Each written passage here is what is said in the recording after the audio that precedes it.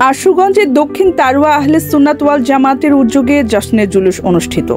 বিস্তারিত দেখুন তসলিম আহমেদের পাঠানো তথ্য ও ভিডিওতে।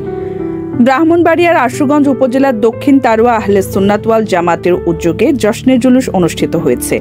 বৃহস্পতিবার সকালে জুলুসটি দক্ষিণ তারওয়া ঈদগাহ মাঠ থেকে শুরু হয়ে খোলাপাড়া বাজার হয়ে আবার এক স্থানে এসে আলোচনা ও দোয়ার মধ্য দিয়ে শেষ হয়। জুলুস অনুষ্ঠানে মাওলানা তাজুল ইসলাম সভাপতিত্ব করেন। প্রধান অতিথি হিসেবে বক্তব্য রাখেন মাওলানা নুরুল ইসলাম আল কাদরি। বিশেষ অতিথি ছিলেন মাওলানা মুফতি শামসুল হক ফারুকি, আশুগঞ্জ আহলে সুন্নাত ওয়াল জামাতের সাধারণ সম্পাদক ফখরুল আলম নিজামী, মাওলানা আনিসুর রহমান, মাওলানা সানাউল্লাহ আল কাদরি, মুফতি ইসমাইল হোসাইন আত-তয়্যবী, মাওলানা মামুনুর রশিদ আল কাদরি, ডাক্তার মোহাম্মদ আব্দুল মান্নান, মাওলানা জুবাইর আহমেদ, হাফিজ মোহাম্মদ জানে আলম, মাওলানা শফিউল্লাহ, মোহাম্মদ মাজহারুল ইসলাম চৌধুরী ও ডাক্তার শাহ আলম সহ আরও অনেকে। আলোচনা শেষে মিলাদে মুস্তাফা সাল্লাল্লাহু আলাইহি ওয়াসাল্লাম ও বিশ্ব শান্তি কামনায় মোনাজাত করা হয়। অনুষ্ঠান সঞ্চালনা করেন মাওলানা আব্দুল কুদ্দুস রিজভী।